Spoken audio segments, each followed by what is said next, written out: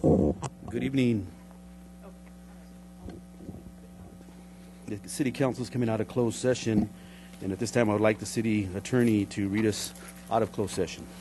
Thank you, Mayor. City Council went in closed session on 2 items. The first item was to conference the labor negotiators pursuant to Government Code Section 54957.6 regarding the employee group Colton Fire Association. And the second matter was public employee appointment, position City Attorney. Direction was given on both matters, but no reportable actions were taken. Thank you. Thank you. Today's Tuesday, May 5th, 2015, and it's approximately 6:06. I would like to call to order the regular meeting of the Colton City Council, successor agency to the redevelopment agency for the City of Colton, Colton Utility Authority, Colton Public Financing Authority, and the Colton Housing Authority of the City of Colton. At this time, I'd like Pastor Daniel Vargas, is he in our audience, to do our invocation. Please stand. Let's pray. Heavenly Father, we come before you, Lord Jesus, and I pray for the mayor, for all the council members this evening, Lord Jesus. I pray, Lord, as they make decisions for the city, Lord Jesus, that as they make them, Lord, that you would pour out blessings and prosperity on the city, Lord. I pray that you would have your hands upon them, Lord Jesus, that you would give them wisdom that they need from heaven, Master.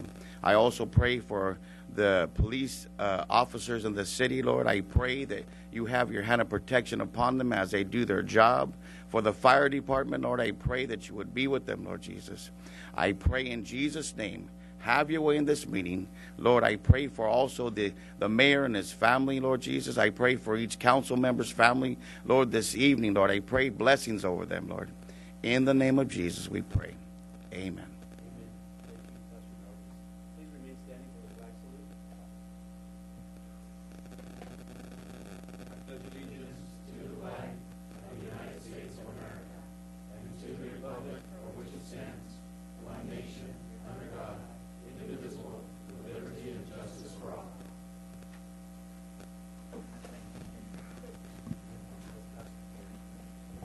Pastor Vargas, if you can remain for about 5 minutes, we have something for you to receive.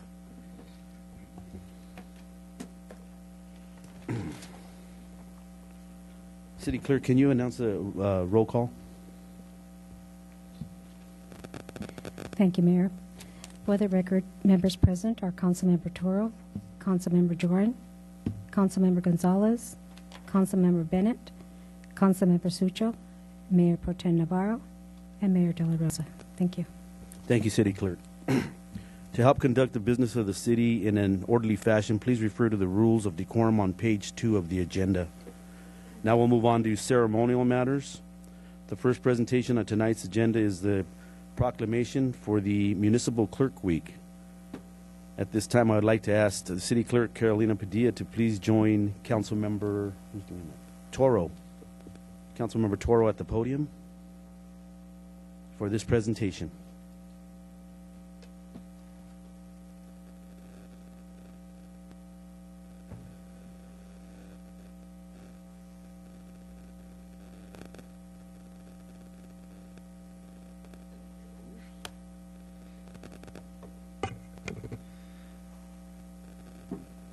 This is a proclamation for Municipal Clerks Week. And whereas the office of the municipal clerk, a time-honored and vital part of local government, exists throughout the world, the office of the municipal clerk is the oldest among public servants, not our city clerk,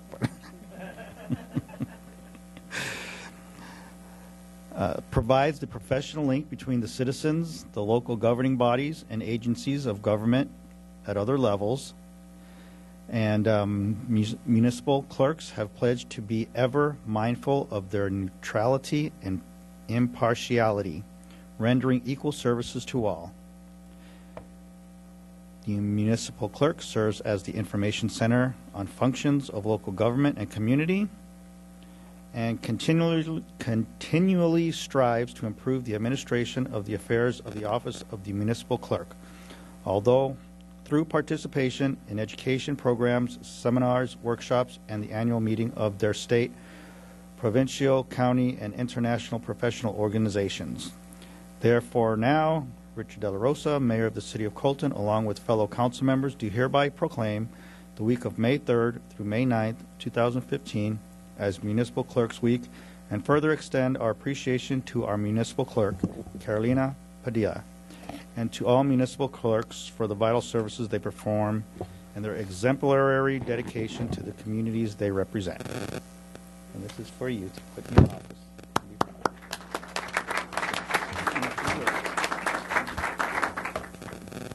Thank you, Councilmember Toro.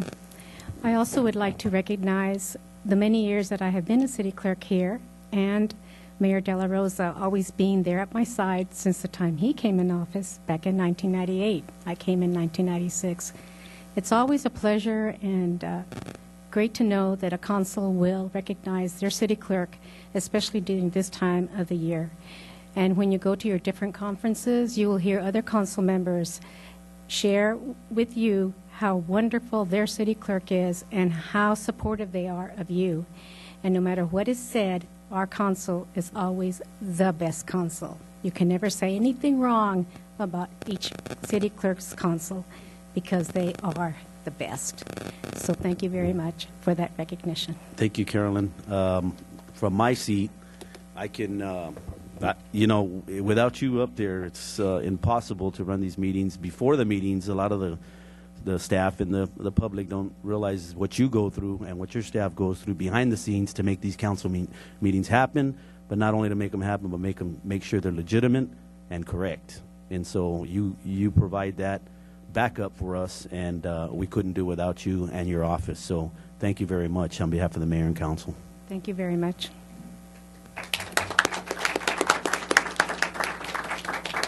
Our next ceremonial item is National Prayer Day, and this will be done by Councilmember Joran.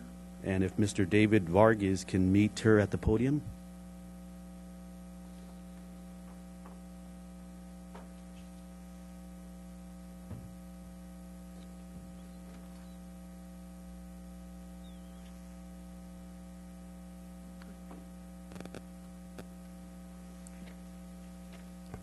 This is pretty neat because I didn't even know he was going to be here.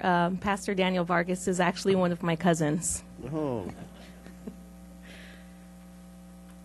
So I have this proclamation from the City of Colton for National Day of Prayer. Whereas the National Day of Prayer is a tradition in this country dating back to 1775 and the Continental Congress, and whereas in 1988 the first Thursday in May was permanently chosen as National Day of Prayer, and whereas at a time in our nation's history when the power of prayer is needed more than ever, it is fitting that individuals come together in the community to publicly demonstrate their faith in the power of divine intercessions. And whereas May 7th, 2015 has been designated as the National Day of Prayer, it is fitting that we join with Americans across the country, representing all faiths and creeds, to unite in prayer to thank God for the blessings we have received and to ask for the wisdom to meet the challenges of the future. Now, therefore, I, Richard De La Rosa, Mayor of the City of Colton, along with my fellow council members, do hereby proclaim May 7th, 2015 as the National Day of Prayer. I encourage all residents to observe this day in keeping with their personal beliefs. And it's signed by the mayor and all the members of the council.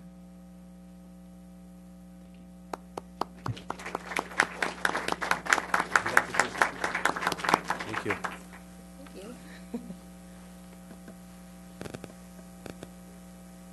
Thank you, Pastor Vargas. Thank you very much for your time. Our next ceremonial matter will be done by Councilmember Bennett, and it's for a proclamation for Women's Lung Health Week. And do you want to go to the podium, or would you like to stay here? Because she's got a little foot injury. So, is Clarissa Morales in the audience? Okay, if she will, if you can go to the podium. Okay.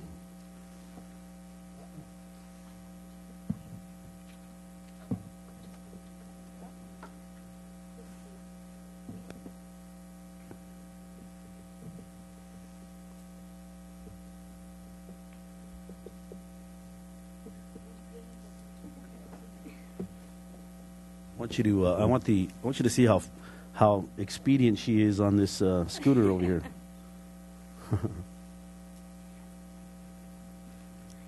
Watch her. Don't let her mess up. You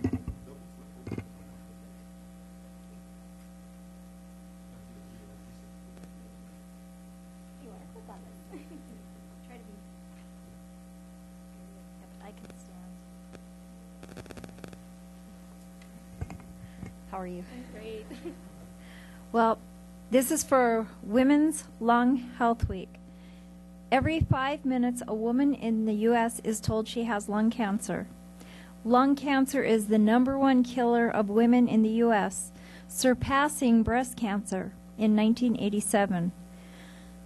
The lung cancer death rate in women has more than doubled over the past 35 years, and women are disproportionately burdened with COPD compared to men in terms of illness and death. Asthma is more common in women than men. Advocacy and increased awareness will result in more and better treatment for women with lung cancer, COPD, asthma, and other lung diseases, and will ultimately save lives. And as you can hear, I have asthma. I'm running out of air. Lung Force is the new national movement led by the American Lung Association with the mission of making lung cancer and lung disease history, uniting women to stand together with a collective strength and determination to lead the fight against lung cancer and for lung health. I am really happy to be the one doing this. My mother-in-law passed away from lung cancer, so I know firsthand what it's like to deal with asthma and to have somebody that you love who is affected by this disease. And I'm glad that there are people like you who are working to help make this something that people don't have to deal with anymore. So thank you. Thank you so much. And I'd love to give you this pen. Oh, thank you. Yeah, it's our wish. It is our symbol of lung force to represent a breath of air. Oh, wow. So let's go ahead and cover that. He's going to take it.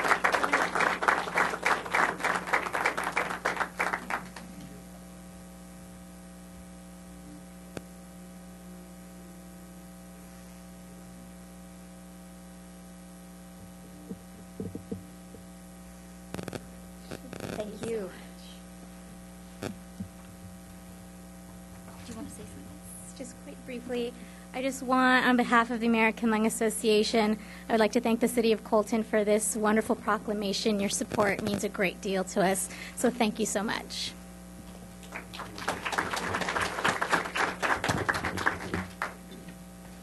Okay, at this time, I'll move on to the next ceremonial item on tonight's agenda as a proclamation for Building Safety Month. And at this time, I would ask our Building Safety Inspector, Mark Berg, to meet Councilmember Sucho at the podium.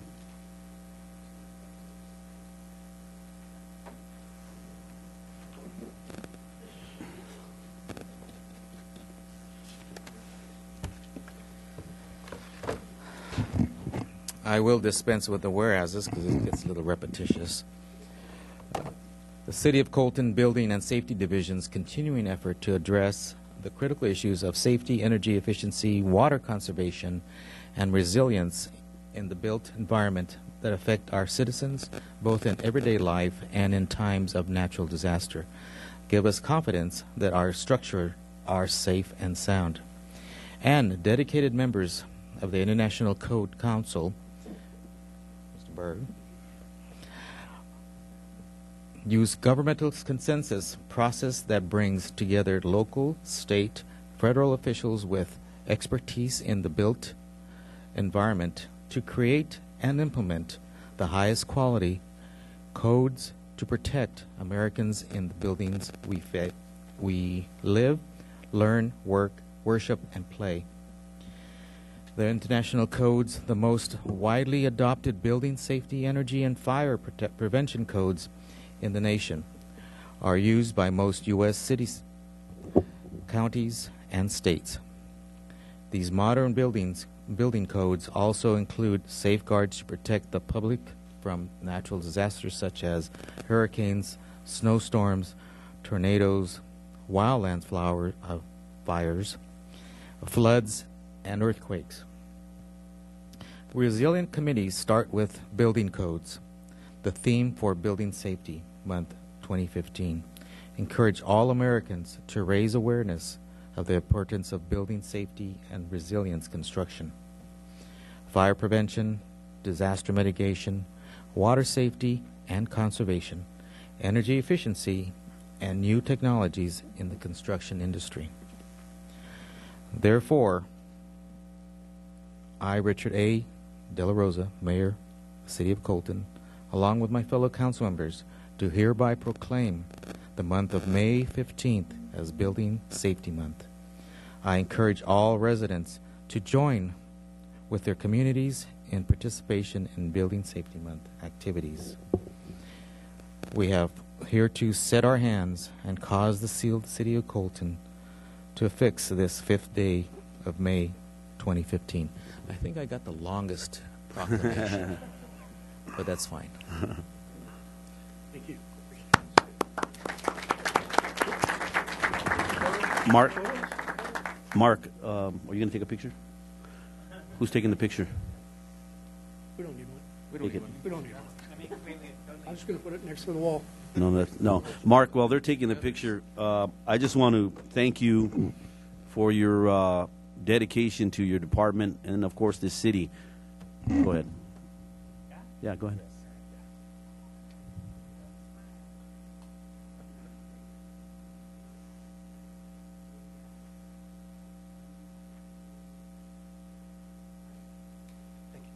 So, Mark, with your department, and I know that, through the staffing levels that you have your hands full, and this mayor and council appreciate your customer service approach and you taking on this city. I know there's you and I think one others, but you have your hands full, and I just want the public and the staff to know that the mayor and council appreciates it, because business safety, home safety is, of course, paramount to the city. So thank you very much for all your dedication. Thank you. I appreciate hearing that. Compared to where we were last year, at this time, I've actually doubled the size of my department. I was a department of 1 last year. Now there's 2 of us. I have an inspector myself. So hopefully next year we can add to it. We'll see what we'll see what happens. But yeah, between myself and fire prevention with Alan Sork, we really put our hearts and soul into helping the citizens and making sure everybody is safe. So again, thank you. I will put this next to the one we got last year. Thank you. Thank you.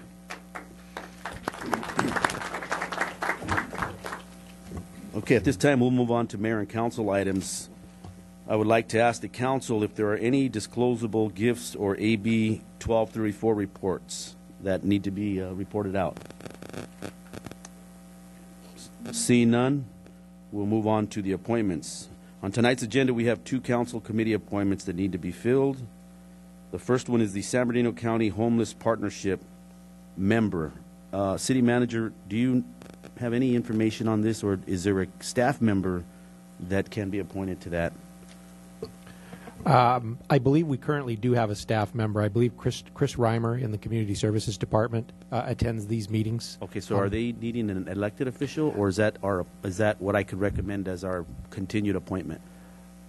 I believe the county would like to have an elected official if possible. Okay. Do you know when they meet? I'm not sure. It's in the middle of the day, so it would need to be someone, probably one of you that doesn't have a commitment. Is there a member of the council that is interested in the homeless partnership? I would like to nominate the mayor. Sorry. Yeah, I would also second that nomination for Councilmember German. I got a third nomination for Councilmember I respectfully decline. Okay. I'm gonna continue this. Well, we need to find out a little bit more. So what I'm gonna do is move on to the next appointment. We'll find out right now from Adelpha what days they meet and times specifically, so that we can reappoint Councilmember Joran to the thing. So let's go on to the Bridge Committee. This is a bridge committee that meets, I think, once a month. Deirdre, you're on the Bridge Committee. We haven't had a One. Okay, so they meet every probably quarter. Okay, or every quarter. And the reason for, I'm the one that brought this to the council, and the reason for this is because this committee is allowed in the event that one member that's on the committee, which is Councilmember Joran, Councilmember Joran, Councilmember Bennett, and Councilmember Gonzalez all sit on this bridge committee, which is a very important committee to this community. They interface with the school board, and so it's very important. But what I wanted to do was make sure that in the event that one of you is not able to make it on this one standing or two standing meetings a year, that I would be able as the mayor to fill in as your replacement if you're not able to make it. I have a question for our attorney. That would make 4 members part of this committee. Is there any Brown Act violation? We would then have to post the agenda as a meeting. But I don't think I think we found out that these meetings aren't necessarily posted. Like, they're not required to be posted as a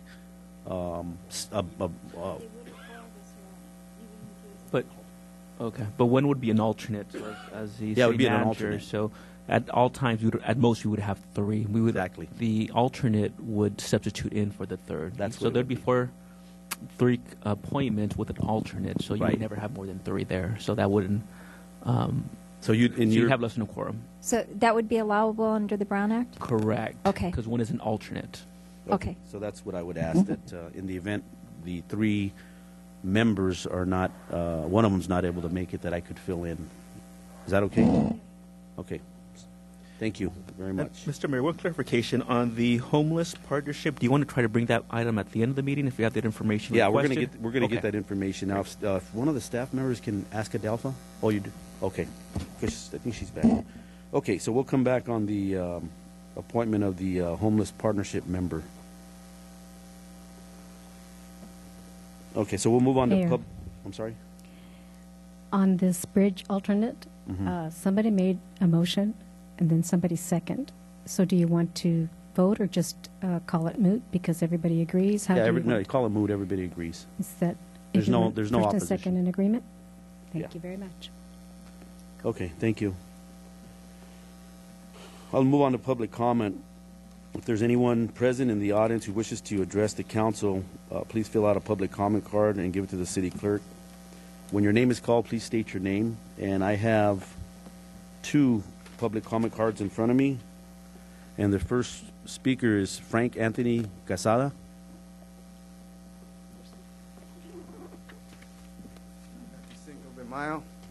My name is Frank Anthony Casada. I'm the 4th generation on the property that I live in South Colm, 410 West M Street.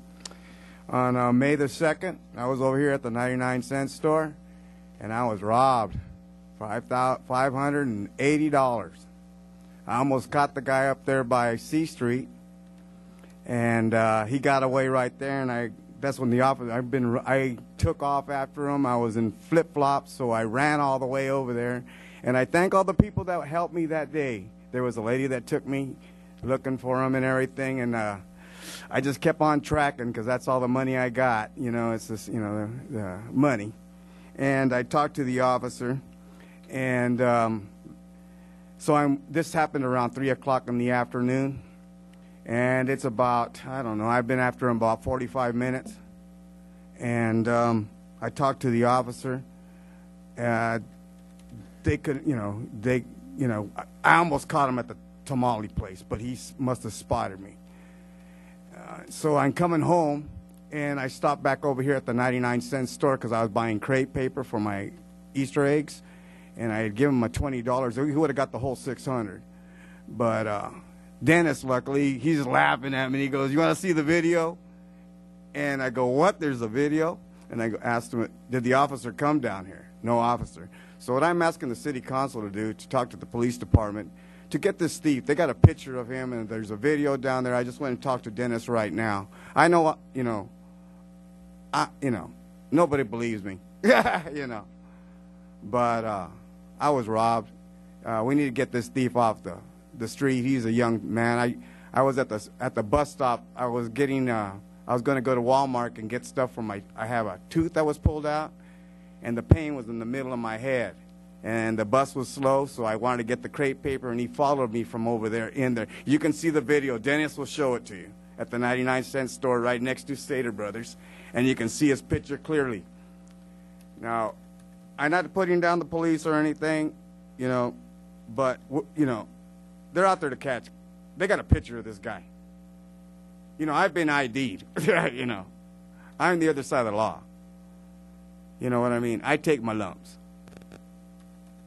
You know, and I will survive. But, you know, we need to get him on the ball. He has, you know, I called up on Monday, and they ain't going to do nothing. You know, it's me.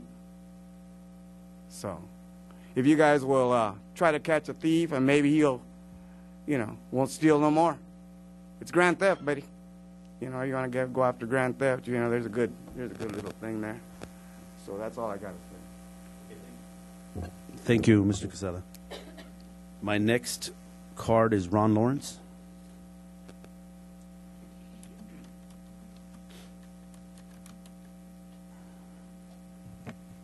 Honorable Mayor and Council members, Ron Lawrence, resident of Colton. I want to start off by saying, first, I have nothing against Republic, or the gentleman that was wearing a Republic shirt anyway. For what I'm about to say about Republic, I'm satisfied with their work that they've done, their trash collection and their bulk pickup and all that. But I have to make a comment. As we all know, that in the June 2nd is the public hearing on the rate increase. I had a reason this morning to review my security tapes around my place, and I happened to see, watching the tapes, the trash collection truck come by. And I had all three cans out there. One truck came up and picked up the black trash can, which is household waste. And that same one picked up the yard waste can and dumped it in the truck too. But I thought they had three different pickups. I didn't know they're co-mingling regular trash with yard waste. And so people talk about the cost. I would be tempted to say, if you want an extra can, you need an extra trash can. Get the extra yard waste can. That's only $5.99 extra a month. Extra trash is $8.40 a month. So if they're going to co-mingle the two, put them both in the same truck, why not put your yard waste in your trash can? Regular trash. And to make sure that I saw the cans right, I watched it from the back of my house where they pick up trash. So I turned the camera to the camera in the front of the house and watched the recording there, and watched them pick up on the street. Across the street, the truck picked up a brown can, which is yard waste, and a green can, which is recycle, and dumped them both in the same truck. So if they're co-mingling yard waste, regular trash in your house, and recycled, there's something wrong there. So if they can look in and see, and I watched it a couple of times to make sure wasn't colorblind to see which ones they were picking up. And the ones in the back of my house are right there, and they did put the yard waste with the regular trash. And like I say, it's twice as much for one kind of trash can if you need an extra one. Well, I'd ask for the other one since they co-mingle them in the truck. Well, I'll co-mingle them in the trash can. So I'd bring it to your attention. Let's check in on that before you have that meeting on the 2nd of June. Right. Thank you. Thank you, Mr. Lawrence. My next card and last card is Estelle Kunter.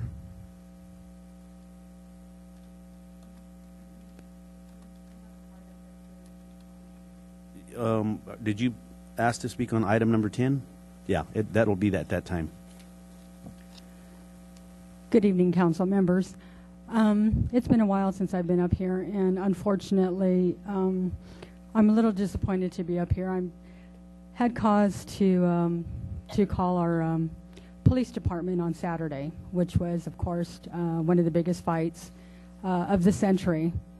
And I was very disappointed because though the police department did send out 2 cars to our neighborhood, they were there for a matter of a few minutes. I do not know if they talked to the neighbors behind us that had very loud music, to which they play pretty much every weekend. It's the one house in our neighborhood that has their music blaring on a regular basis, to the point to where I had to turn up my television frequently so I could hear my television program, and then turn it back down when they turn their music down, and then I have to turn my TV back up when they turn all their music up, and they had all the presentation of the fight in Spanish and all of that. And needless to say, I had my grandchildren with me, and one of my grandchildren was trying to sleep. Very difficult. And that went on and on and on and on and on. Obviously, it didn't do any good because the music was still blaring. The broadcasting of the fight was still going. And it was just very unnerving because this is a regular thing that we have going on with this particular neighbor where I live. I walked around to the neighbor's house at one time and nobody was at the front door. The door was open, but they were all in the backyard with the music and whatever they were doing. Their neighbor across the street had the fight going on in their garage, but theirs was very low key. You couldn't hear anything. Came back to my home. And this was going on through the entire night for the fight and all that was going on. And I finally went to bed. The music's still blaring. Then my son was up, and my son told me the next morning that once again they had to make another call to our police department at 2 o'clock in the morning, thereabouts, to let them know that the music was still blaring, and so forth. Then again on Sunday, 10 o'clock in the morning, there they go again. I have not bothered to find out what the noise control is, but for once I have to say I'm really disappointed in our police department for not even following up, not even sending the cars back to the neighborhood to check on the problem. That is something I think a lot of the residents would really appreciate. Yes, we are probably short-manned. My son was told that there were so many calls out that night. I understand that. We all understand that. But when you have something like that that is probably not only bothering me, but probably bothers other neighbors in the almost pretty much in the entire neighborhood, to where they come out of their houses and wondering who the heck is blaring their music and all that's going on. We understand all of that, but I think the appreciation would be there for our police department to follow up on all those calls, to follow up. It may not be as important as the house that's getting robbed down the street or the accidents that are happening, but they're still concerns of the neighborhood. We pay our taxes. We support our police department. We would like our police department to support the neighborhood. That's all we are asking is to follow up. Put yourself in my position. Being Hispanic myself, that's what I have. And if anybody is well aware of all the Mexican music goes around, hey, we love having a good time. We do it. It was Cinco de Mayo, pre-Cinco de Mayo as well too, and all the ranchera music going on, the cumbias and everything. But when you have it blaring to where I had to turn my TV up to 47 on my TV to hear, that's a problem. That's really a problem. And primarily my disappointment is that there was no bother to follow up, no bother to come to my home and say, you know, do you have this problem, Mrs. Hunter? How's it going? What's going on? Check in with the neighbors around the neighborhood. Follow up with the residents. And hopefully our police department, not only here in Colton, but in every place else, can understand why we resist in calling our police. Because we feel like they just don't want to help us. That we're not as important as out there catching the bad guys, the thieves, the robbers, the attackers, that we're just calling for noise control. Especially, as I said, I had my grandchildren with me. One that's a year-old, and he was trying to sleep. And the next-door neighbor to me has a 9-month-old child as well, too. And to have the music blaring until 2 o'clock in the morning and then starting up again at 10 o'clock in the morning. My neighbors are very kind in that, but when you have something of that magnitude, you would think that the police, thank you, you would think that the police department would have a better handle on being able to be better prepared for events such as this. Thank you very much. Okay. Thank you, Mrs. Kunter. And can you do me a favor and call my office and the council representative of your district's office and provide that nuisance address number, the address of the nuisance house, so that we can check up on it and have our police department look into it.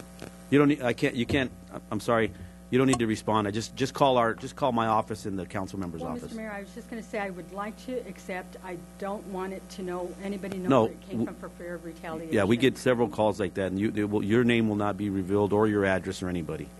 Thank you. I have no more cards in front of me for public comment. So at this time, I'd like to close public comment and move on to the city treasurer's report. And seeing we have no treasurer's reports this evening, we will move on to the consent calendar, items 1 through 9. Are there any items on the consent calendar that the council would like to ask questions? Mayor, Okay. move approval of the consent calendar. Second. I have a motion by Member Bennett and a second by Member Sutro to move the consent calendar, items 1 through 9. Is there any questions? Mayor Pro Tem. I have just one question, and it's for Public Works. Amr, item number 9 on the consent calendar. What's the status of all the work that's been done out there? I know that it's almost all complete. Where are we at right now? Because I had some people ask me. On the wastewater, on the sewer side, the work is already done. Right. We are waiting for the gas company to finish their line. We're going to start water line probably within a week or so. And once that water line is done, we'll do the paving. We hope to finish everything within a month and a half. So we're talking about mid-June? Yeah. Okay. And that way, once we pave it, all the utilities underneath are new, and because we're going to pave the street all the way from from curb to curb. Right, and I did share with my residents in that area that we not only did the sewer, but that there was other work to be done. And at that time, I didn't have exactly what was happening, but I can follow up and tell them that they've got new gas line, new water line in that. And new water services and everything Water will be all services, new. right. And then, yeah. Right. So I can let them know that, and thank you. So I'll let them know by mid-June. Yeah, by mid-June. Thank you. Okay, thank you. Any other council members have any questions? I have 3 questions. One is on item number 6, and this is the reject bid award for fire resistance uniforms, and this is in the electric department.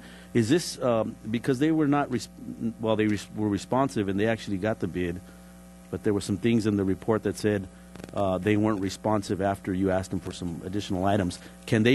My only question is, can they rebid? Yes, they can. Okay, thank you. Item number 7 is a homeless security grant. And this is the Homeland Security grant in the amount of $17,000 for new cameras for our police department, surveillance cameras outside to protect the police department from terrorist acts. What's the plans for because in the staff report it says that the cameras they have now are not out. I mean, there's nothing wrong with them. It's just these ones are better. So what is the plan for the police department for the existing cameras and surveillance equipment? Do you just get rid of it, or does it go to an auction, or can we use it in another part of our city to do surveillance, like the bridges that are being graffitied? Anything that we can use the current surveillance cameras, can we use them somewhere else in the city? Yes, I believe we can, Mr. Mayor. I don't see why we couldn't once it's replaced. So I will make some recommendations to you tomorrow as to where I believe these surveillance cameras can go, to maybe some graffiti abatement issues that we're having on the bridges and things like that. So I'll call your office for that. I just want to make sure we can still use that. Okay, item number 8. Question on that same thing. Go ahead. Are those wireless cameras? No, I don't believe they are. So the areas that you're probably thinking it's not practical. Okay, so they would have to be hardwired. Okay. I'm sure there's somewhere we can use them where they can be hardwired. Okay. And yeah, the parks, yeah, and just not disposed of, because from your report, I think these new cameras are just better, but there's nothing wrong with the old cameras. So it's a complete system, and it's storage of all the data and everything also goes along with it. That's all part of it. So okay. It's a better system. Thank you. Okay, item number 8. Is the NBS contract amendment. Approve the first amendment for professional service agreement with our water rate consultant.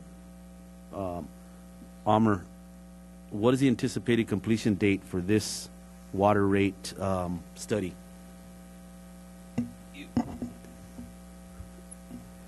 We hope to complete the rate study portion of itself in the next couple of months, and then after that we'll get into implementation of the rate, the new rate.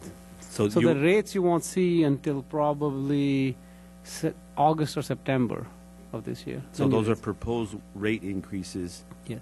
Water rate increases, but we won't see the actual number proposed until 2 months? The rough numbers, we would have rough numbers within the next few weeks. Okay. But the final numbers, where the numbers are all done, and the rate study, which includes all the information that's needed to complete the rate study, won't be coming back to council for at least a couple of months. Okay. Mayor Pro Tem. Okay, no. Okay, so I have a motion. Mayor? Yes. I believe you have a public comment card there on a consent item. On item number 9. I think it's on number 10. Yeah, they're all, oh, no, I'm sorry, you're right, number 6. Okay, I do have a request to speak on item number 6 by the public, and it looks like Owen Stevens on item number 6, and this is the reject bids award for the fire-resistant uniforms, and this is an electric department issue. Yes, Go ahead. Mr. Mayor, council members, my name's Owen Stevens. I'm here on behalf of Cintas. We do work uniforms. We provide, we are your current supplier of the fire retardant uniforms for your electric utilities department and have been so since 2008. We've kept your employees safe and looking good. And when the new bid came out in this past fall, we submitted a bid. And as it turned out, we were the only uniform company that submitted a bid. In the bid, I believe we had a cover letter requesting the right to review the agreement before we final signature. We sent our the contract to our legal department for review. They agreed with 99% of the contract. The only issue that they had was with the indemnity clause. The indemnity clause that we are currently working under, that we've been working under successfully for both parties since 2008, from section 3.5.6, was one sentence. It said the city and consultant each agree to indemnify and hold the other harmless from claims for injuries or property damaging arising from or resulting from the negligence of the other. It was a one sentence. It covered all the indemnity. We've been working successfully to protect both parties since 2008. So the past 7 years, it's been working out fine. The new one is two full paragraphs. We still agree with the majority of it. It's certainly much more in the protection of the city of Colton than the one in 2008, but we're still willing to work with you.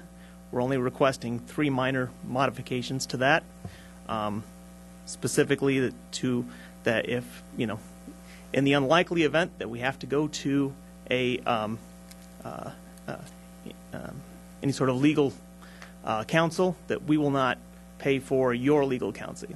Obviously we would have to protect our own. I've been with the company for 18 years. I've seen us go to court one time, and it was over 10 years ago.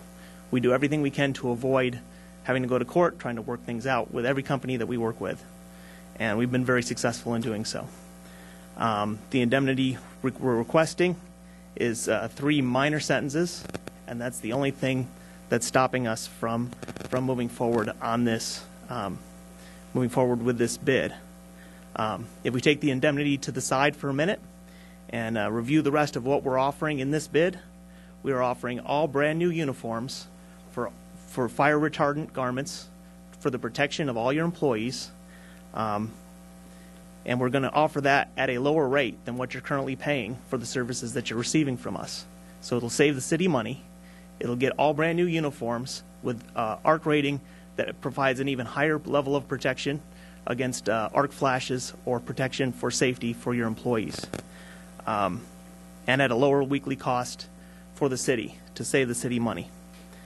We agreed to the limit of only a 2-year agreement, which I think was what scared away most of our competitors, actually all of our competitors.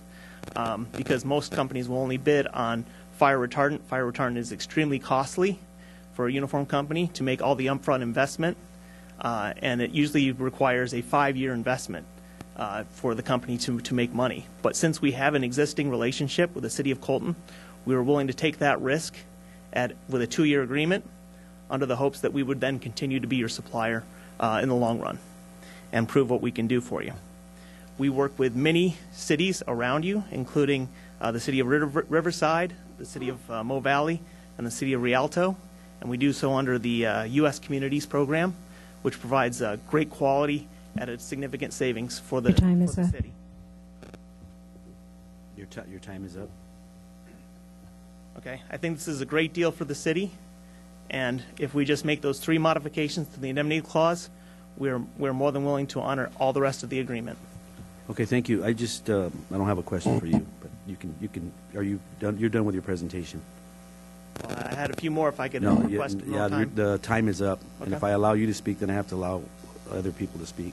I just have one question, and it's a real quick question for staff. Is there any time sensitivity for this type of uniform or this protective fire retardant uniform?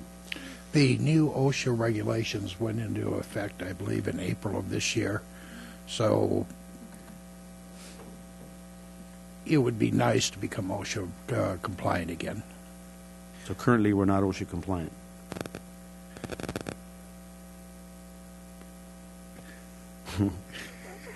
Well, the reason is I'm asking is that because the rebidding, the gentleman or the company can rebid everything he talked about tonight. He can put that in his rebid because he's eligible. My first question to you this a little bit ago was, is this company eligible to rebid on the next bid, even though they were rejected on this bid or could be rejected? So they're allowed to bid again, right? Yes, they are, sir. But we're out of compliance as we speak. Rebecca says we're not out of compliance, so I'll go we're not out of compliance. Okay, so we're not out of compliance. Okay, does any other council member have a question on this item? Councilmember Sucho.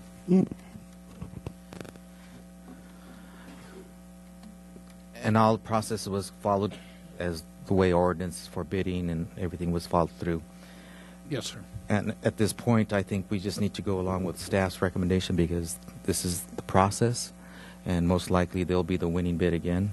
But I think for us to circumvent staff's recommendation here, it's just doesn't make sense. So I think we go along with what staff's recommending, and I'm sure we'll get Cintas back again. And just for the record, this is the language gentleman decided is our model standard language indemnity within our agreement, 1. And then 2, the agreement itself was part of the bid document.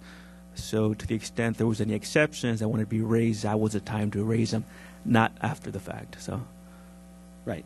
Okay. So I have a motion and a second to approve the consent calendar items 1 through 9. Is there any opposition? Is it all in favor? Any opposed? The consent calendar is moved. We'll move on to the public hearing portion of the meeting. Our next order of business is item number 10, the habitat mitigation fee for implementation of the West Valley Habitat Conservation Plan. This is the time and place fixed to consider an ordinance establishing the habitat mitigation fee program and adopting a resolution adopting mitigation fees nexus study and habitat mitigation fees. The public hearing is now open. City Clerk, can you report on any protests or objections? Thank you, Mayor. The affidavit of publication calling the public hearing is on file in the City Clerk's office, and I have not received any protests or objections at this time. Thank you. I'd like to ask Mark Tomich, Development Services Director, to please come forward and make his presentation. Yes, thank you, Mayor and council members. This is, again, the habitat mitigation fee proposal for the West Valley Habitat Conservation Plan. Your council approved the HCP last February, and about the same time, on February 2nd, the U.S. Fish and Wildlife Service issued an incidental take permit for the 400-acre West Valley area, which includes the Hub City Center specific plan. And with that approval, there were several directives, one of which was, as an implementing provision, that during the first year after the incidental take permit is issued, the city will establish a mitigation fee for local applicants seeking coverage under the plan. And second, the Conservation Area Assembly will primarily be from lands purchased by the city with development fees collected as part of the planning process or dedicated by project proponents. So, in short, we're working at both angles, I should say. We're working with individual applicants and landowners in the West Valley area to dedicate land, some in exchange for their as part of their entitlement process, as well as working on adopting this fee to levy on applicants who do not dedicate land in lieu of fees. Earlier this year, in February, property appraisals were conducted for all of the habitat land in the West Valley area, and the average cost came out to be $5.20 per square foot. A nexus study was completed by revenue and cost specialists, a firm that's worked for the city in the past, and revenue and cost specialists derived a net habitat conservation cost of about $10,447,000. That amount includes stewardship and setup costs for the nonprofit that will manage the land and an endowment to manage the land, and that nonprofit is the Riverside Land Conservancy, and that's been recognized in the HCP and by the Fish and Wildlife Service as the entity that they prefer to have manage the property.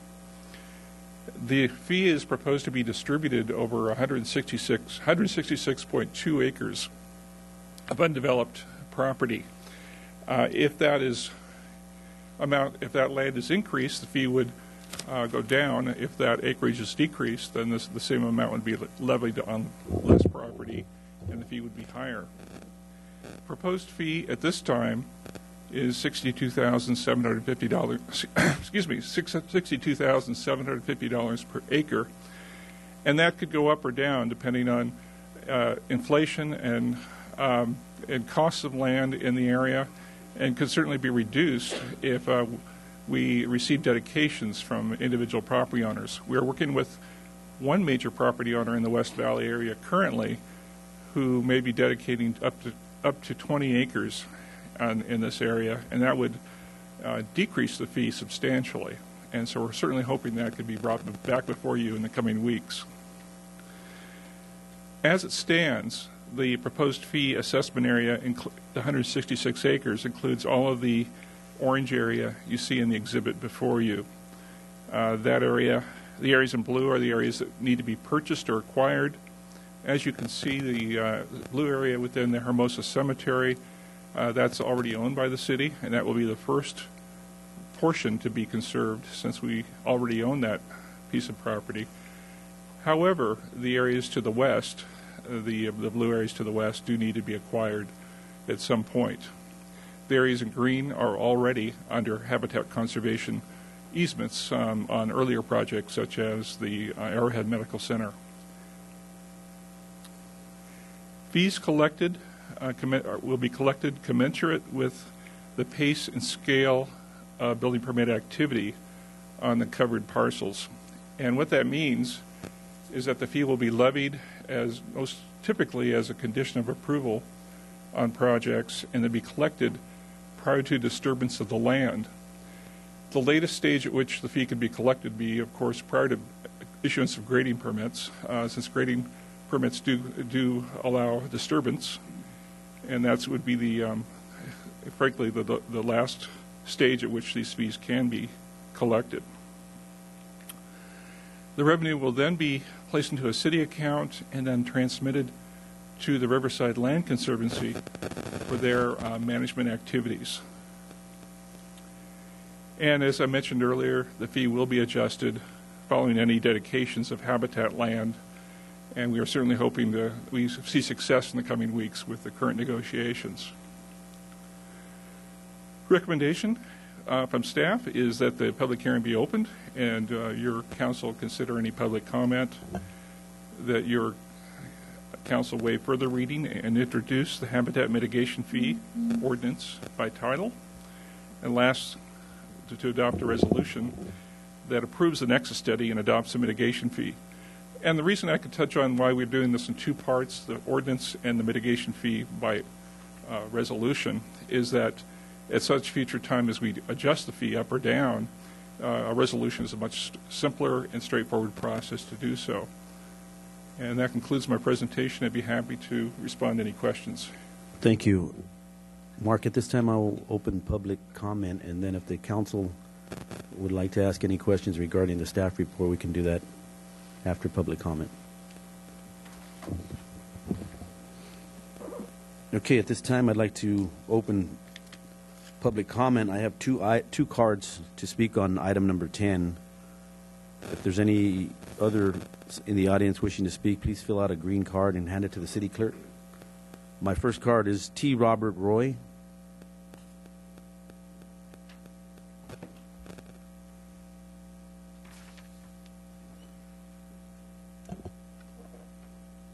Mr. Mayor, Council, thank you for having us here. I've given a handout to each of you as far as what my comments are tonight. As a member of a family that has been a property owner in the west end of Colton since the 1960s, I have a long history of understanding of the West End, from the city's memorandums of the West End starting in 1966 for the proposed Merle Airfield Industrial Air Park, all the way to the West End Superblock proposal. I've also witnessed the politically charged site selection for the new county hospital, which seemed to have amazingly started the endangered species of the Delhi fly. Over the years, we have paid for 8 yearly Delhi fly studies with no Delhi flies found and no Delhi flies droppings, casings found. None were observed on the site during any of the studies, and the cities have copies of all of these Delhi fly studies. The City of Colton is in the process of approving an impact fee for the West End Valley Habitat Conservation Plan. In the city's Hub City Central Specific Plan, in the EIR, and in the West Valley Habitat Conservation Plan, our 2 parcels are called out as unsuitable Delhi fly habitat and noted in the reports have 0 habitat value. In meeting with the city staff after the final EIR was made public, I was told that as our site was rated as unsuitable and did not require replacement habitat, staff saw no reason for a habitat fee to be imposed on our site for development. The final EIR was approved on August the 15th, and the West Valley Habitat Conservation Plan was approved by the U.S. Fish and Wildlife Service on February the 2nd, and you were given your take permit. As per these reports, our site has no need to provide replacement habitat for the Delhi fly. So we feel we should not be burdened by a fee to pay for the proposed replacement habitat. As far as it pertains to the cost of the first year restoration, management cost, and the ongoing stewardship endowment fund for the Habitat Conservation Plan, we might be agreeable to participate in this part of the fee, which would be $4,348,000 per acre. Mr. Roy, your time is up. That's it. Thank you very much. Our next public comment card is Howard Wells.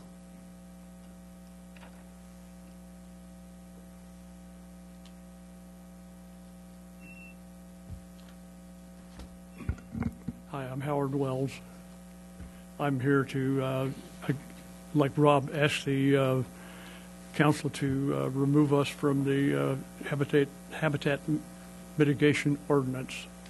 I'm one of 9 people that are owners of the property, and the good news for you is there are only going to be 2 of the 9 that's going to speak on this tonight, so we'll move on that. I've been an owner of the property since 1965. I was one of the 4 original owners and the only surviving owner of the original group. The rest of them are children or grandchildren of the people, of the owners. I hope you won't hold it against me that I grew up in San Bernardino rather than Colton, but I do have some good connections with Colton. My father-in-law was a beekeeper. Moved to Sperry Drive in the 1930s, had a warehouse here, sold his honey to the Miller Honey Company. In fact, he worked for Woodrow Miller's father before Woodrow became involved in it. So, and my wife is a product of the Colton schools, graduated from Colton High School, was the editor of the school newspaper, and working right now on the class reunion for the 60th reunion of her class. She was also in the 5th grade when Governor Earl Warren came down and cut the ribbon near Pepper Avenue to open the freeway. That interchange there at Pepper Avenue was built out of sand that was brought out of, they call it a borrow pit, it's brought out of our property. In 1987, there was a flood control project underway, and a company called Castler brought river bottom sand and placed it on the property, 135,000 yards of sand to fill that property back. So it was done by river bottom sand, not Delhi sand. Delhi sand is blow sand, drift sand. And so the fly wasn't discovered until 6 years after that, or 3 years after that, excuse me. As Rob said, we've done 8 years of studies. We've spent over $60,000 of studies showing that they're free and clear of the fly. And I think that any fee that is put on us is an onerous fee. We got a notice last Thursday of the ordinance saying that we're going to be impacted by less than $460-some thousand of fees on that property, and that's a pretty good surprise to get on the Thursday night. We had been in a meeting the Monday before with a council person, with people on the staff, and this was in regard to the potential development of the property. They know the developer. They feel that he's very capable. Your time is up. This fee could jeopardize the whole project. If this project goes through, we're looking at increase in real estate taxes for the city, increase in sales tax, development fees, interim occupancy taxes, things like that. And all of it could be a great benefit for the city. And with that, I'm asking you again to please remove us from the mitigation fee. Do you have any questions? No, Mr. Howard, your time is up. Thank you for... Thank you. Thank you. I have no more cards in front of me for public comment. And your name again? I'm sorry, your name? Okay, come on up.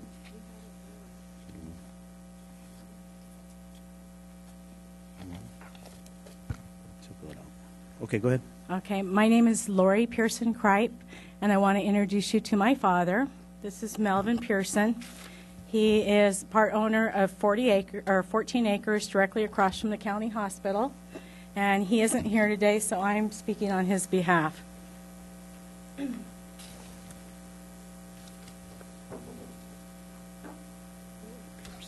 I just want to share a short story about my dad. He acquired this 14 acres in 1975. We've had it in our family for 40 years, and obviously haven't been able to develop or sell it due to the sandfly being on the property. So one of the things that he held this property for is for my mom and dad's retirement years, and which is costly. And my mother now lives on $1,000 a month Social Security due to no funds for retirement. While we're happy that the Fish and Wildlife and City of Colton has come to an agreement finally, we are hoping that any kind of mitigation fees are very limited, either to the owners of this property or also to even developers. The last thing that we want to see is have a development opportunity come our way after 40 years and have the fees actually prevent that deals from going through. The you know, we have had this property appraised recently, and I know the City of Colton has also, and the fair market value for our parcel runs close to $4.5 million. Certainly that would help supplement my mom, who is now 92, her income of $1,000 a month. So my hope is that you'll be mindful that there's a human endangered species in this scenario and not just a fly, and that you are cognizant of family owners and the family hardships that it has had over the many, many years that we have dealt with this property and not being able to develop or sell it. So I empathize with these gentlemen to my side, and they may have known my dad. On my dad's deathbed, I whispered in his ear, "Don't worry, Dad, we'll take care of you, of Mom. The Pepper Street property is in escrow." At that time, that was 13 years ago, for $2 million, and it fell out of escrow twice because Fish and Wildlife wasn't willing to negotiate with the City of Colton. So this has been a financial hardship on our family. There's a human face to this drama. It's not just about building out, habitat and having it, the sand saved for a fly that is basically extinct. Your time is up. Thank you. But to be, flexible with what lands can be. There's already 150 acres set aside by Vulcan for habitat purposes. So this acreage that is also being, and our lot is affected by this, should be considered part of that 50 acres that's already put aside at Vulcan. Thank you. Thank you. I have no further cards for public comment. I'd like a motion to close the public comment, or public hearing, I'm sorry. I have a motion by Councilmember Jordan, second by Councilmember Gonzalez. All in favor? Any opposed? Public hearing is now closed.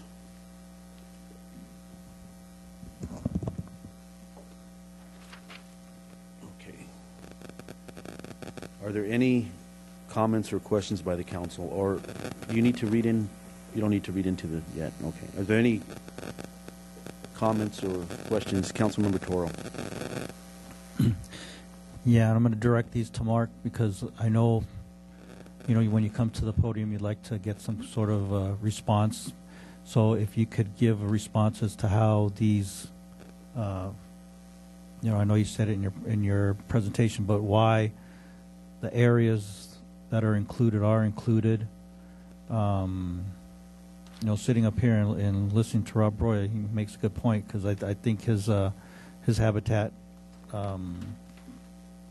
He did his all on his own, but I do believe that's still included within the HCP.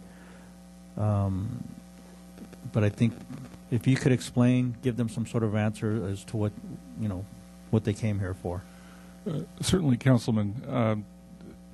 The HCP encompasses an area that includes developed and undeveloped properties. The undeveloped properties all have just varying degrees Delhi sands soils.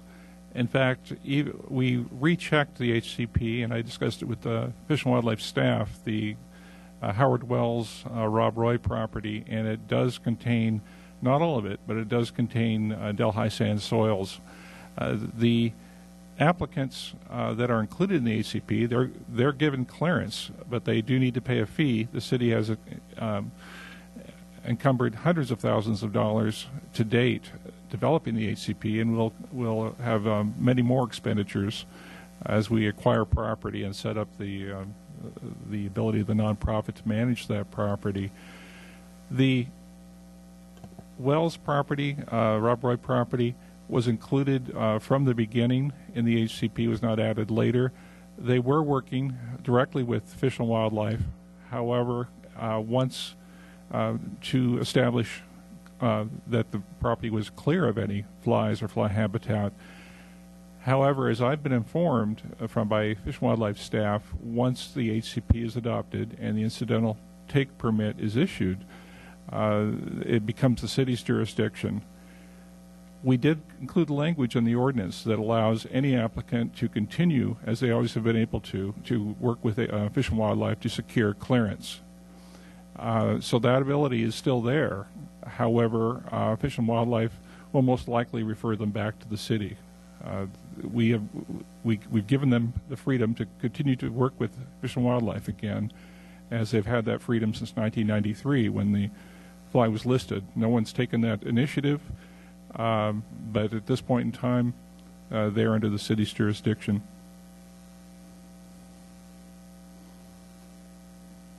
So, and can you kind of explain what the $62,000 per acre, which we're actually working on trying to reduce that as much as possible, to where it's not a very significant cost, which if, anything is, anything is probably significant, but can you kind of explain what that will pay for?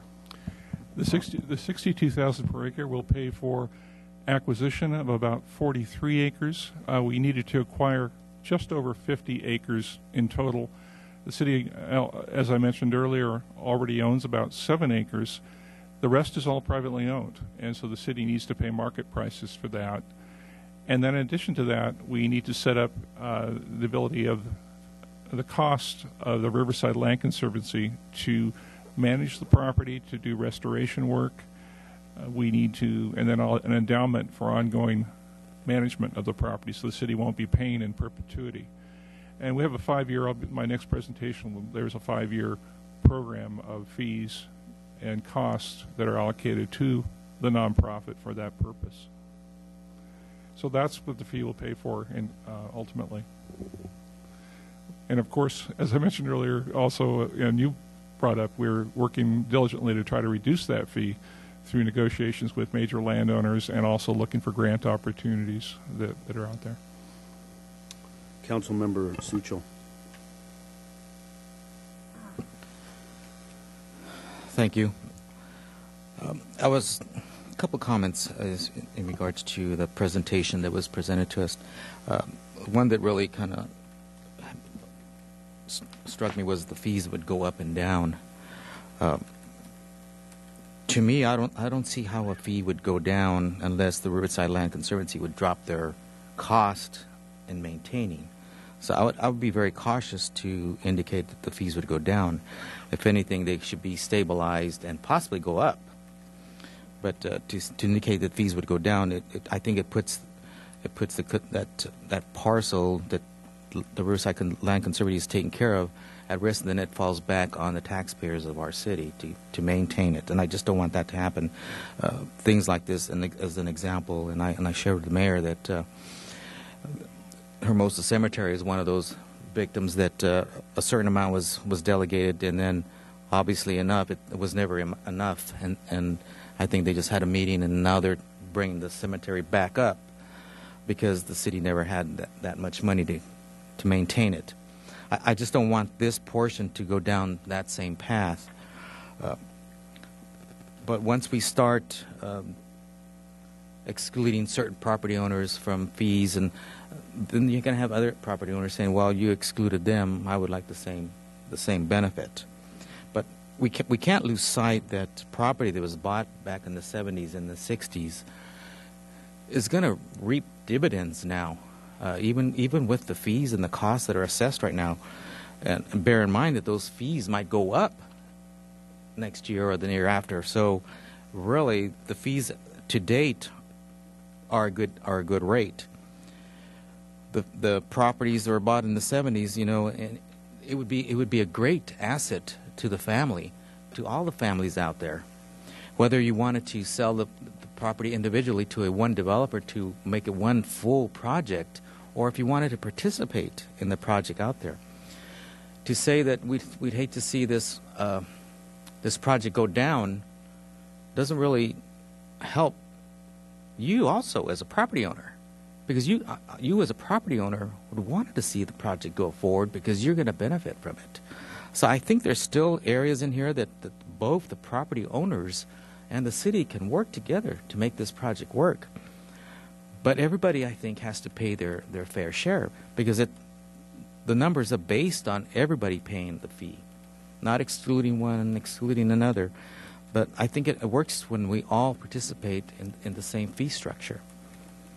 Because we, myself, and all of us on this dais here, want to see that area develop, because it's been a long time coming.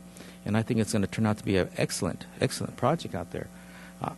If I was a property owner, I'd be elated to participate and to see this thing come true for family members that have been holding off. To me, it would be a most exciting time. So I think don't let the fees scare you, because it's a fee that has to be paid, because Riverside Land Conservancy is not going to do it for free. Somebody's got to pay it. The city can't pay the whole fee. So therefore, that's why it's spread out amongst everybody out there. And to me, and I think Mark's department has found a way to at least keep the costs down, but it's something that has to be paid in order for it to come together. So to me, I think it's important the way the fee structure is set right now. I would hold off on the terminology that it might go down, because I rarely see fees go down. They usually stay the same for a while and they eventually creep up. But I want to make sure that we maintain the quality that we have out there whenever it gets established. And that's all I have for now. Are there any other questions by the council? Mark, I just had one in regards to the fees, and I believe it was the $5.20 Yes. $5.20 per square foot. Is there a cap that you can on that regarding future, if that is going to be increased, or is there a possibility that will be increased in the future? There is a possibility if land values increased dramatically, we'd have to return to your council to increase the fee. And that's what the current fee of $62,000 and some change is based upon, is that $5.20 per square foot. So it wouldn't be possible to put a cap in the report, or have the council consider a cap, because we don't know what land values are going to be in the future? At this time, we really don't. And it's current as of February. However, the land values do change over time. And again, if your council, we came back to you at a future date and wished to adjust the fee, and your council wasn't comfortable with adjusting the fee one way or the other, then it would stay as is. It's certainly your call as to whether you'd support a fee change. But we could always bring it back at a later date. Yes, we can't arbitrarily change the fee. We can. At the staff level, cannot. We have no, to, not at the staff level, but at the council level. Yes, you can. Okay. As the council members were saying, this is a long, as you know, the property owners out there, this is a long process that the city has been going through, and I'm sure you as landowners out there have been going through. But I want to assure you that for the last 13 years I've been sitting on this council, along with Deirdre Bennett, 20 plus years, we've been trying to come forward with a plan that, of course, we're regulated by Fish and Wildlife, but with this plan, and we're trying every option, every hope that to work with the landowners to not impact them as in a negative way. And even as of early this week, in talking this staff report over with staff, we didn't forget about the landowners out there. The problem is we have some things that are out of our control that we need to put a plan together to make sure that future development happens out there, and it's going to be a plan that I believe is going to grow that West Valley, and everybody has to take their pain out there because it was something that was cast on us. And when the hospital was built, as one of these speakers said, when the hospital was built, they found the fly. So what did that do? The city and the landowners were the victims of this whole fly issue. So 20 years later, we've come up with a plan, cost our taxpayers of the city millions of dollars to work with Fish and Wildlife to create a plan that's in front of us today that will help us move that area forward. And I know there's gonna be some issues with who pays what, but in the future, that will be Colton's growth. That will be where we want to go with businesses, sales tax, jobs, creating jobs, and a better Colton. And I know it's maybe hard for the landowners, the property owners to understand, but I believe the developers will still be interested in that area because of the location and because of what the city has provided out there. So on that, I would like a motion. No, it's closed. I'm sorry. Because if I let you, I'd have to let everybody else. I'll make a motion. I need a motion to approve and adopt Resolution R41-15. I have a motion by Councilmember Sucho, a second by Councilmember Gonzalez. All in favor? Just for clarification, the motion is to waive further reading, read by title only, and introduce the ordinance. So stated. Okay. All in favor? Aye. Any opposed? The resolution is moved. Now I need a motion to waive further reading and read by title only ordinance number 0. Mayor, I'd like to comment on what the city attorney said. I understand that we have to read the ordinance, but it has to be approved first, and then I'll read the title. First was the resolution for approval. Is that the understanding that you have as well? What we are approving is just the resolution. Just the resolution. Not the ordinance. The ordinance is his next action. Okay. Are we on the same page now? And then I will read the title in full. Okay. Thank you, Mr. Campos. So again, I need a motion to waive further reading and read by title only and introduce ordinance number 0-07-15. Motion. I have a motion by Councilmember Sucho, second by Councilmember Gonzalez. All in favor of ordinance, introducing ordinance number 0-07-15. All in favor? Aye. Any opposed? The ordinance is moved. Thank you, Mayor. I will now have the city clerk read it by title only ordinance into the record. Thank you, Mayor. Ordinance number O-07-15, an ordinance of the City Council of the City of Colton, adding Chapter 3.46 to Title 3 of the Colton Municipal Code to authorize habitat mitigation fees for funding the preservation of natural ecosystems within the boundaries of the Hub City Center specific planned area in accordance with the West Valley Habitat Conservation Plan. Thank you, Mayor. Thank you. Next on tonight's agenda is business item number 11, a conservation easement and memorandum of understanding with Riverside Land Conservancy for the West Valley Habitat Management Plan. At this time, I'd like to ask Development Services Director Mark Tomix to come forward with his presentation.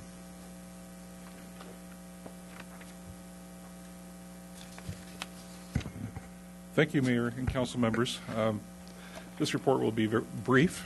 It is a companion piece to the item you just approved. It's we worked on the funding mechanism for the conservation of habitat land, and now it's the management entity, the Riverside Land Conservancy, and also the easements that will be placed over the property. The property technically will be held in perpetuity in fee by the city. The easement, however, over the property will be held by the nonprofit entity, which will be managing the property.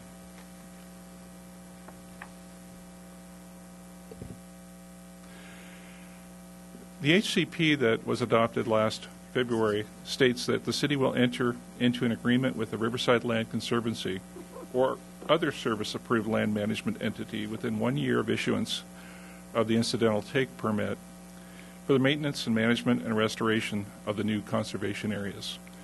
And that was our marching order, and that's what we've been working on for the last 4 months to implement, and through very intensive negotiations that actually started last year. The conservation easement ensures that the 50 acres of conservation area are preserved in their natural condition with some restoration activity included. And the easement also includes both the city's duties in relation to the habitat land, which include fencing, and the Land Conservancy's ongoing duties for restoration and management as part of their stewardship. The MOU, on the other hand, sets forth the mechanism for granting and acceptance of the conservation easement and the phasing of that dedication and acceptance. It's a 5-year process, and it commits the city to those financial obligations that for the long-term maintenance of the property. It's about $600,000 in total. I'll get to that. That's still only about 1/15 of the $10.5 million to be collected by the fees. To get more specific on the cost of this long-term management, the first year costs are $268,000 and some change. That's a high initial cost. The first year, as you notice before you, is the highest cost year, and that's because there are some initial startup costs, including equipment purchases and set up some biological surveys and habitat restoration work that need to occur. The second year, third year, and fourth year, and fifth year are substantially less, and that all adds up to just under $700,000. And again, those costs do include the endowment of over $453,000, and it's only a small portion of what's being collected, the $10.5 million that would be collected by the fee over time. In conclusion, I do want to recommend that your council approve the conservation easement for the West Valley in favor of the Riverside Land Conservancy. And this group, I should state, has been vetted by Fish and Wildlife. There are only 2 entities with qualifications to do the management of this habitat. One was the San Bernardino County Conservation District. However, they don't have direct experience with the fly, and the Fish and Wildlife Service felt more comfortable with this nonprofit that also manages other Delhi fly habitat in this county as well as Riverside County.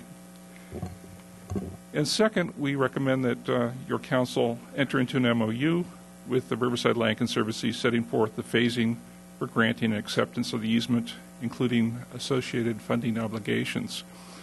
I would also like to mention that Gail Agenis, who is president of the Land Conservancy, is here in the audience should you wish to meet her and talk with her.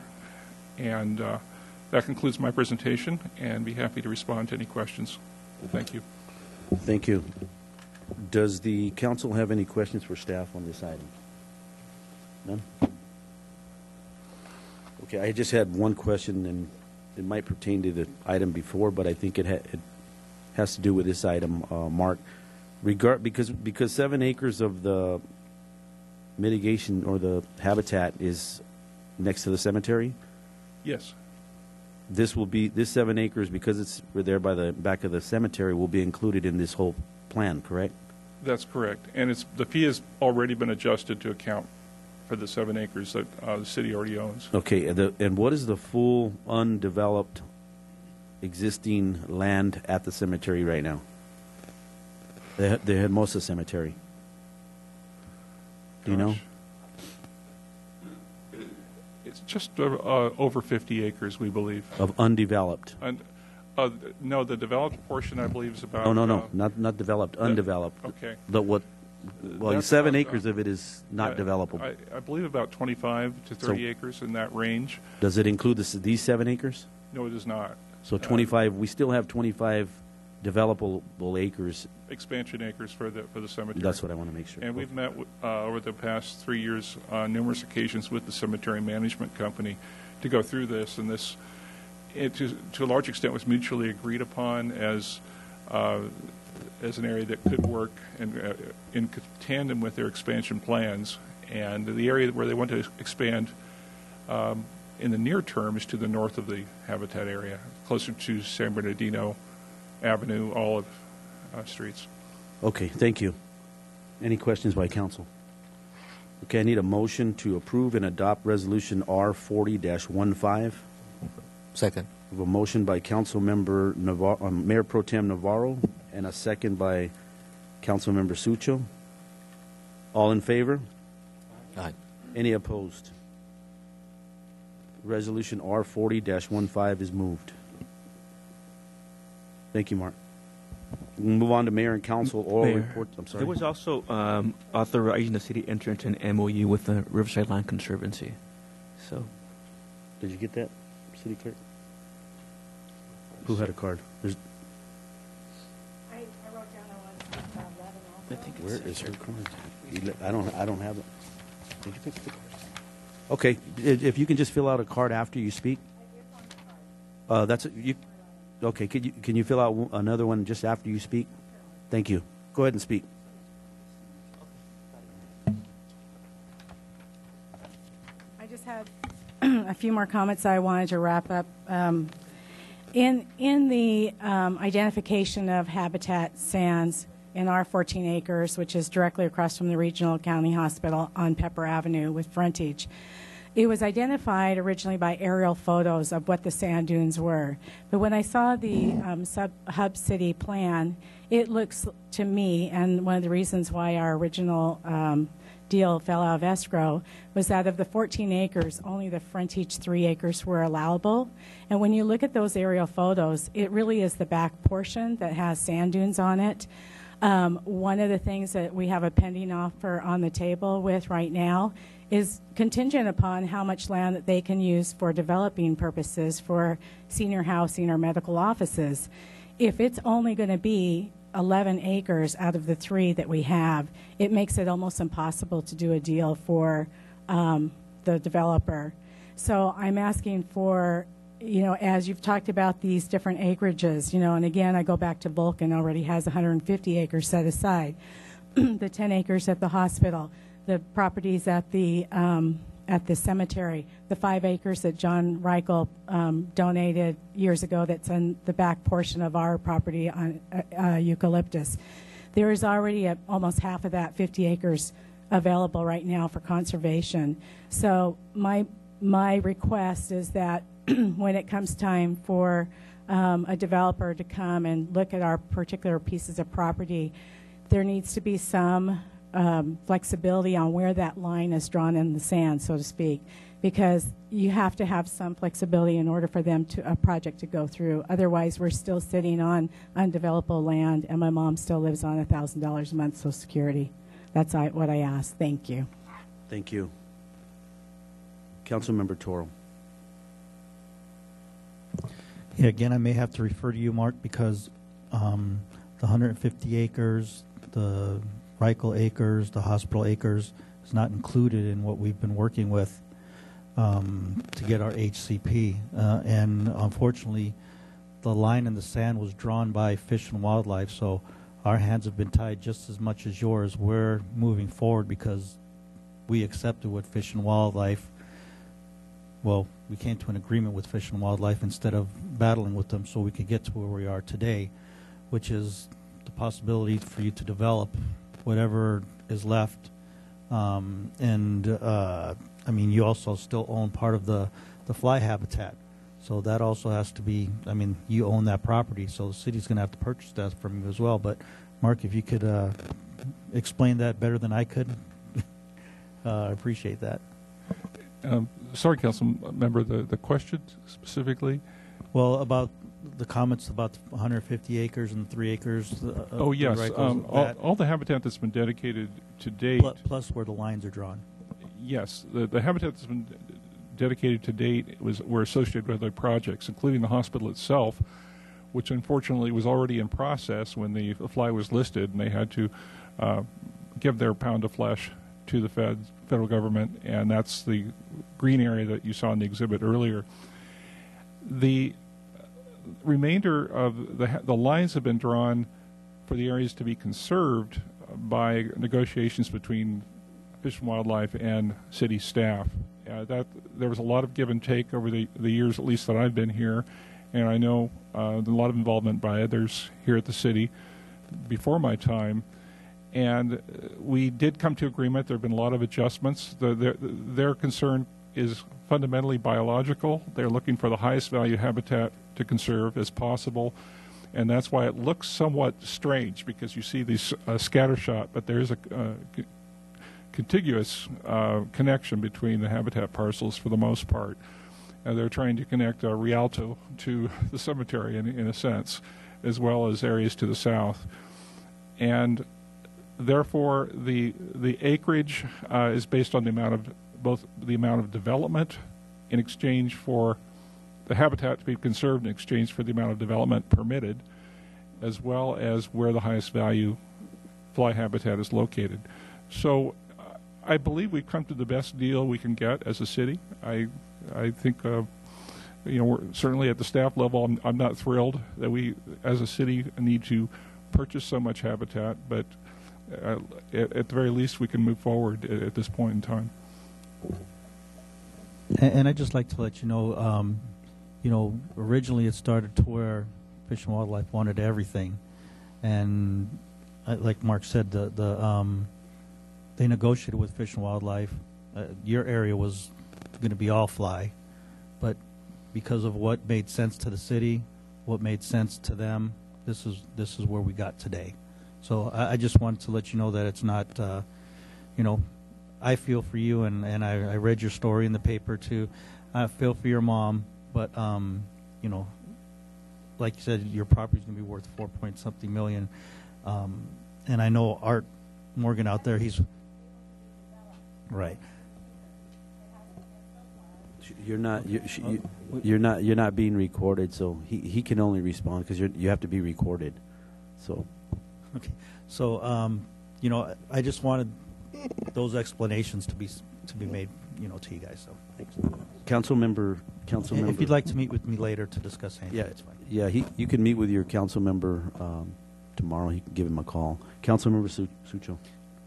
I think basically I was just touch on what Councilmember Toro was saying, that we definitely want to work with property owners out there, because we know what's been going on, and it's been a long time, and staff has been given direction from this council that to work as much as we can with the property owners to make it work for both. It's not all about what's best for the city. It's all about what's best for the whole area, okay? And that includes city and residents, property owners. To me, that's what's important. We need to work together. We all should work together and make this a project that's going to benefit everybody. And staff has been given that direction. And go ahead and meet with your council person, and believe it, we are going to try to work as much as we can to make it work for your family, your mother. So, and same Mr. Roy family. Yeah. Thank you. And council member, if you can include me in those meetings with the property owners in the future, I'd appreciate that. Thank you. So we'll move on to mayor and council oral reports and comments. And I'll start out with council member Sucho.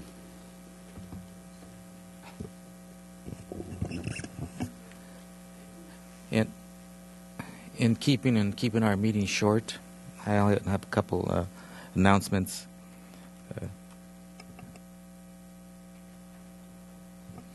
South Lacadena lights were damaged by Caltrans, as that was reported to me, and I think it'll be a couple of weeks.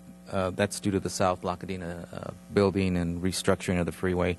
So those lights should be up and running. All I can say is a few weeks, because parts have to be ordered and so forth. They also ran into the water main out there, so they're doing what they need to do, and they're damaging a lot of stuff. One other thing. I did want to make a comment as far as I believe our police officers treat everybody equally. It was alluded to that because somebody's a certain person or whatever their thoughts are, that they're not treated equally. I find that hard to believe. I believe our officers treat everybody equally. They treat every crime with importance. And I just want to make sure that our residents feel and know that from us, that we have a new chief on board, an interim chief, and he feels the same way because he grew up in our city, working in our city, and all his command staff and all the boots on the ground all feel the same way. When it comes to disturbances, it's been my experience that oftentimes you'll go to the house that has the experience, but you won't go to the house that made the report because, just like the party said, that they don't want to be fingered. So that's why most likely the officers don't go back to the house and say, is everything okay? But there's other ways. Maybe they can make them a phone call. Is there anything else? But I think it's for their safety also as far why officers don't go back to the house that initially made the report, whatever the report is, whether it's disturbance or a fight or whatever the case is. And that's because they're looking out for their safety. But I feel very, very confident in our police officers and our department. That if there's any problems, they should always just call the watch commander if there's a concern in any department, whether it be ours, any law enforcement, because that's where you need to let the watch commander know what's going on. But I think our guys do the excellent job, and I think they'll continue to do so. Thank you. Councilman Toro?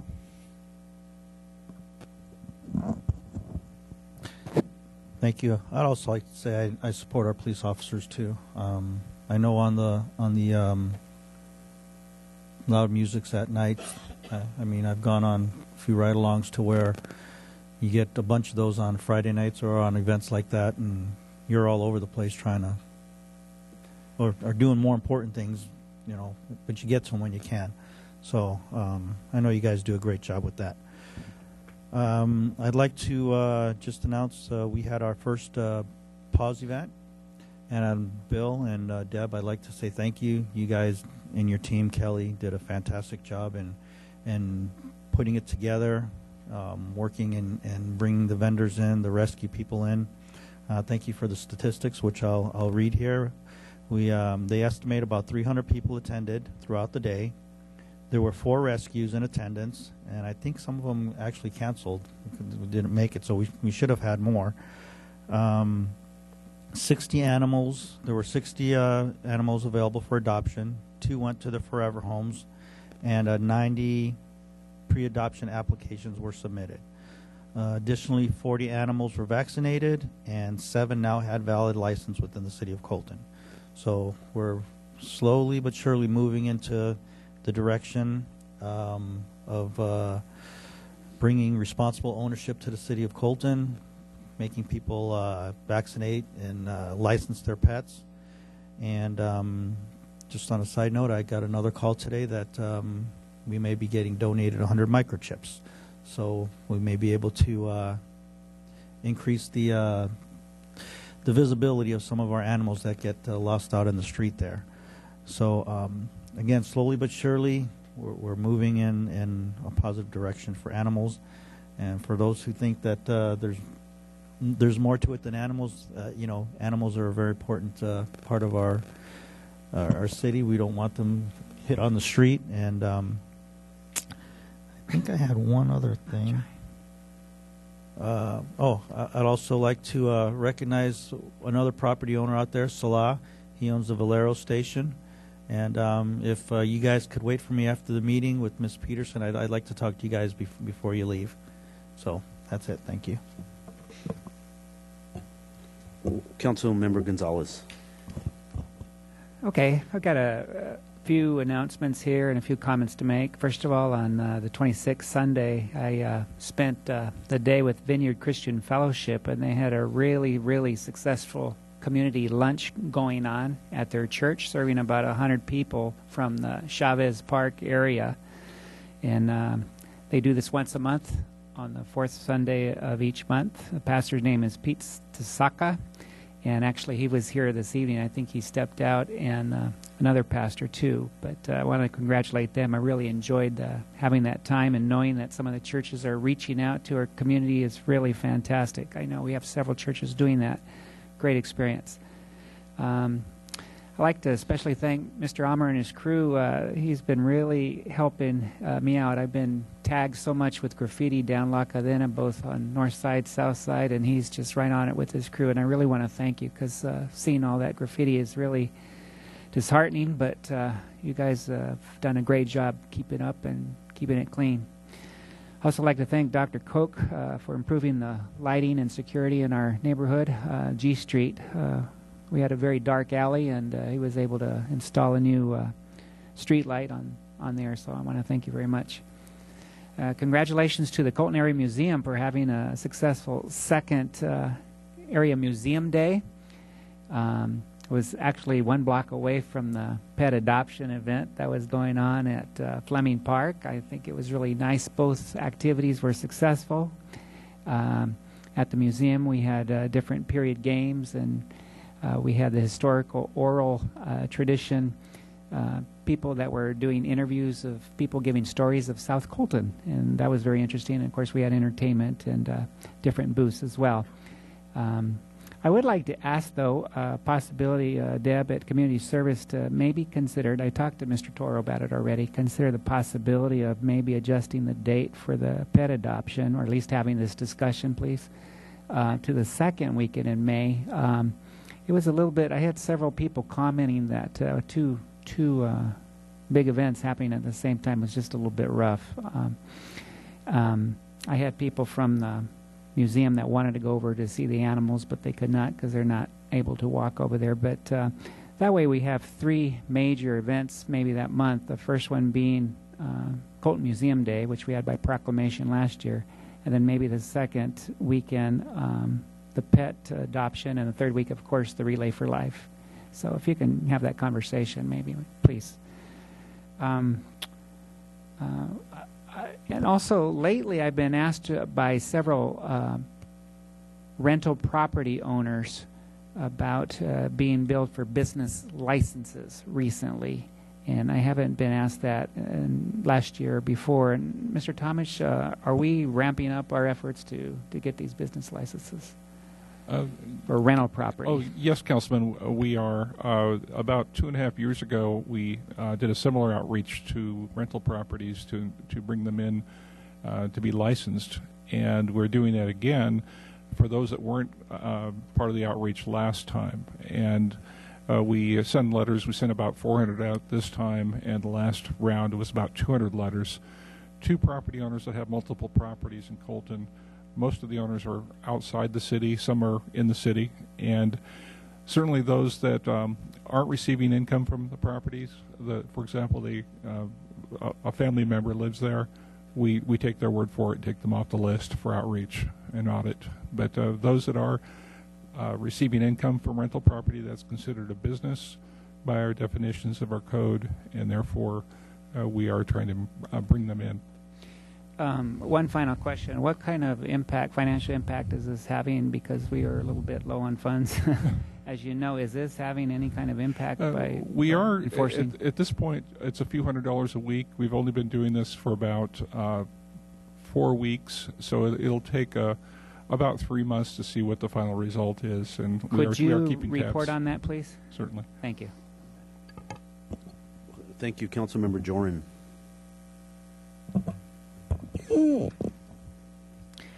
Okay. Globally, I just wanted to share that it's Global Road Safety Week, specifically focusing on saving children's lives on the world's roads.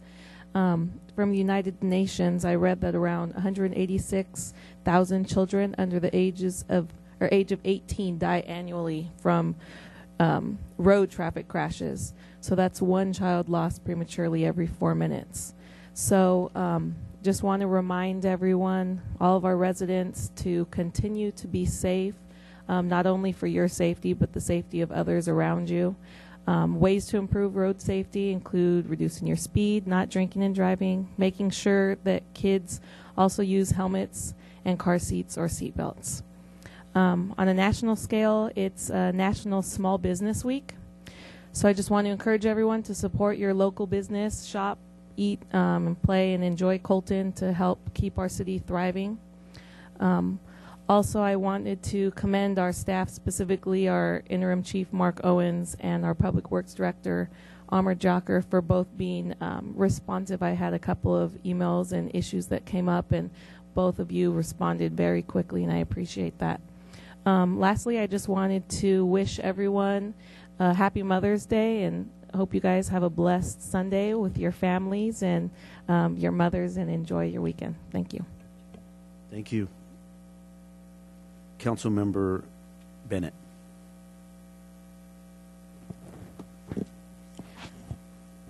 I want to thank our city manager and our staff, Amr Jakar and Victor, for taking time out of their day to go through the district and look at our roadways and put together a plan of helping to restore and repair roads that are becoming unsafe to travel. So thank you for that. I look forward to the improvements as they come about and we get the funding for it. And also, I want to make sure that Washington Street is included in that, because when I was driving over it today, it looks pretty bad. And that's a heavily trafficked area. Also, this is Teacher Appreciation Week, and sitting next to me is a fellow teacher who has been teaching for 38 years. I want to say thank you for your dedication. But I also want to thank teachers in our community for everything that you do. As a teacher, Dr. Gonzalez and I understand the hours upon hours that you put into providing an education for our students, and we understand that many times teachers pay for things out of their own pocket because they want to make sure that the kids have a good school experience. So thank you. We appreciate the work that you do, and we know that our children do too. Thank you. Mayor Pro Tem. Thank you, Mayor. Just a couple of things. One, again, to say thanks to Amr and the crew over there at Public Works and the people that took care of that emergency and the quick response from city staff in declaring that emergency so that we could get moving on it, get the money ready so that we can correct the problem. The other thing is that tomorrow I'll be leaving for the annual SCAG General Assembly, and I will be there through Friday afternoon. A lot of topics on the agenda, new technology for automotive transportation. We're going to be talking on the regional transportation plan and the sustainable community strategy for the 2015-2040. SCAG means the Southern California Association of Governments, comprised of all of Southern California except for San Diego. We'll be there Thursday and Friday on agenda items covering what I just talked about, some other issues that are local, and they'll be presenting information that I hope to bring back to our staff regarding grants on alternative transportation programs, road investments, and avenues for new grants for our city that'll cover probably community development. I don't know too much about the utility, but maybe some information for fire and police. But I know Public Works will have some stuff that I can bring back so that we can start looking and drilling down on these grant application processes. And that's about it. Thank you, Mayor Pro Tem. I have two items tonight, and I just want to make sure that the public and our staff know that our state senator, Connie Leyva, and our assembly member, Cheryl Brown, are working hard and are in contact with the mayor and council, along with our council administrator, Adolfo Flores, pretty much every week now, trying to move issues that directly impact Colton under their control at the state senate and the assembly office. And for the last 3 weeks, they've actually been here in Colton, doing both of them doing tours of Colton and getting to know Colton and trying to understand what our needs are at the state level, and hopefully bringing back programs that benefit the businesses and the residents. So I'd like to announce this Friday at the Frank A. Gonzalez Center. State Senator Leyva, Connie Leyva, will be chair, as she's the chair of the Senate Committee on Manufactured Home Communities, Mobile Home Parks. In partnership with the City of Colton, invites the public and, of course, mobile homeowners and renters to attend a community mobile home conference. Again, this will take place this Friday, May 8th at 9 a.m. to noon at the Frank A. Gonzalez Center here in Colton. It's very important that the council, if you have these type of mobile home parks in your district, try to get this information out, because a lot of times the mobile home parks are, to me, they're the forgotten neighborhoods sometimes. And they pay their taxes, and they've come to invest in Colton, and it's very important that they get represented. So if in your districts you have mobile home parks, I will help get the information out by walking it out there, or calling at least calling the manager of the park to let them know, to have the manager get the word out that the state senator is making this trip down to Colton to hear what their needs are in the mobile home park industry. And along with the Assembly Member Brown, she has been busy successfully helping business grow here in Colton.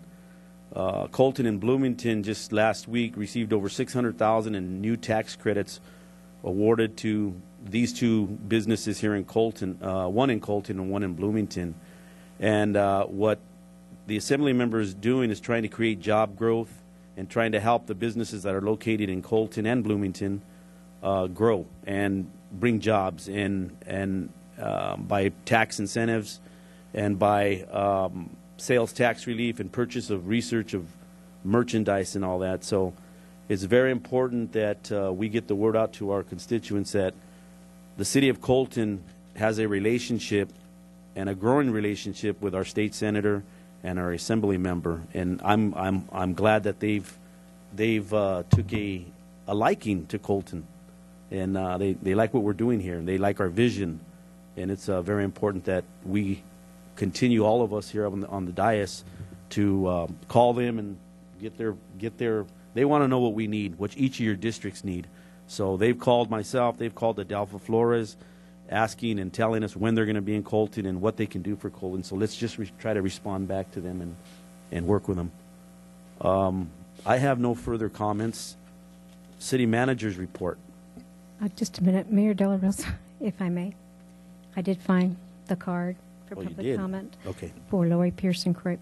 It was here in the basket. It just was out of my peripheral vision, so I do truly apologize. You know, I looked for that card for about, I don't know if you saw me in the first, I was like, what happened? Because I did say that she was. No, you were going to be allowed to speak, but I said, you know what? I'm 51 years old, but I felt like I was 80 years old, 90 years old looking for a card here. And I go, what happened to that card? Mayor. Okay, so you got it. Good. City Manager's report. Thank you, Mayor and City Council members.